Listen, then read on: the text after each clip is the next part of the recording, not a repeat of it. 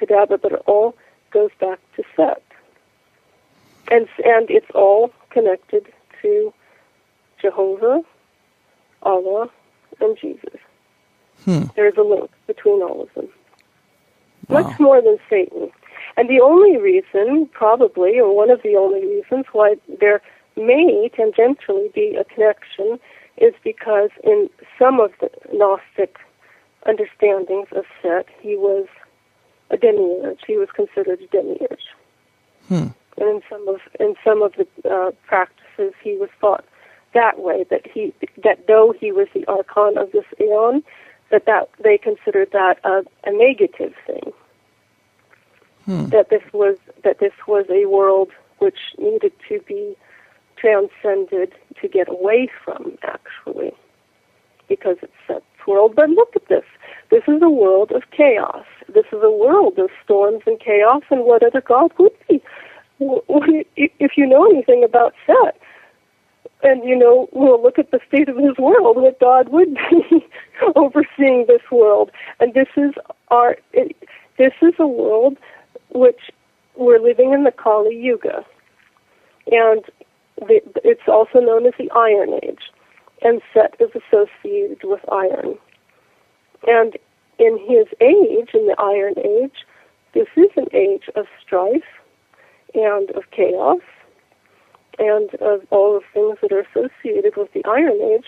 So this would stand to reason that this world and this place would be a place of Set. I do know that recently we had a guest on the show who was talking about the way the Bible was being interpreted, and he came up with the plan that the Bible was actually talking about there being several gods, and God was a god among the gods, and they had he had this whole hierarchy he had mapped out of all the different gods, and how a lot of the teachings of the Bible have been altered over the years, but in the original texts, it was talking about he would go before his council of gods and talk to them. And so there were many gods there, and that would fall into what you're talking about now, because, we've been taught that there are no other gods. There's one God.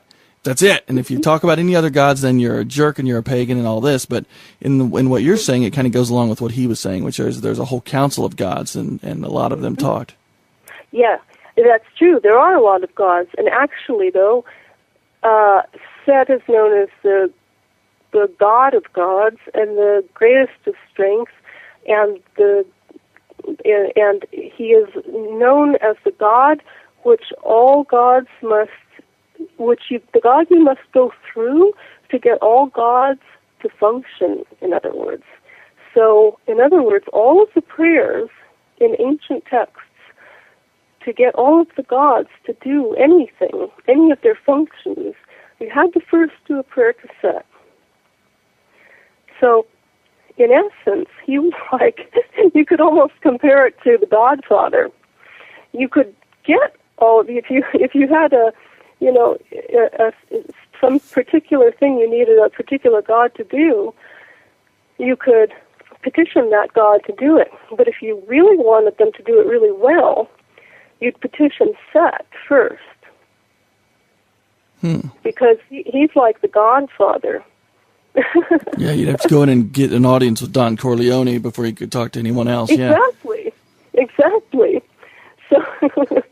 So if you really wanted to get on the good side of getting the gods to really do what you want them to do, you'd go to the big guy first and have him, really enforce the petition. Wow, there you go. Kind of get behind your idea there.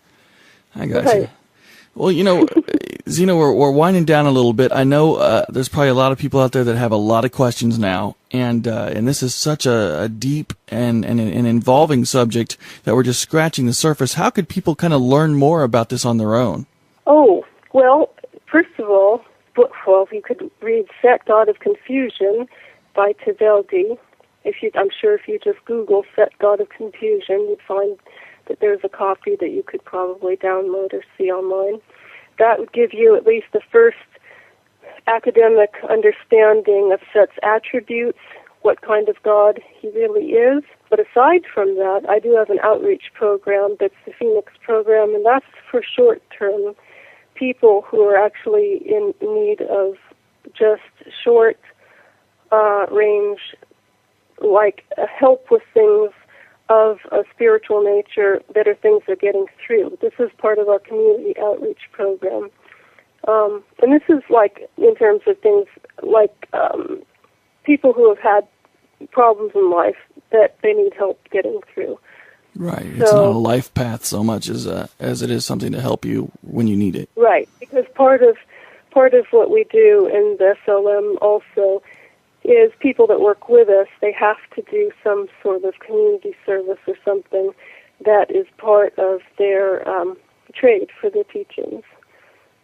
Look up the address on my website and write to the postal address, because we're only accessible through postal mail, or the mail address, I should say. And that's Zeena, ZEENA.EU is that right. website, yeah. Now, I was going to say, I like your idea, the whole writing a letter thing I like. Personally, I would rather have a more direct spiritual connection with the person. So I really like the fact that you're doing this more, in the real world as opposed to the virtual one. Yeah, and you'd be surprised. I'll meet you face to face if you've got the courage to do it. There you go. So that's the irony. Gotcha. Well, I want to thank you for taking time out of your busy schedule and for granting us this interview. I know that you don't do a lot of them, and I'm very thankful for it. One of the things about Nightwatch I've always been very proud of is, we have guests from all walks of life, from all religions, and we all meet here in a neutral way, and we share ideas and philosophies and ideologies and belief systems in a way that is open and in a way that everyone can learn from each other. And that's something that, you're continuing that with us tonight, and I really want to thank you for that.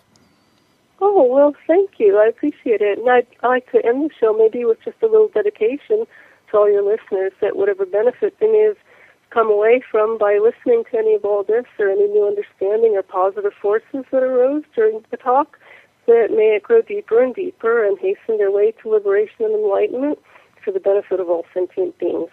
Home and salam. Wow, that's awesome.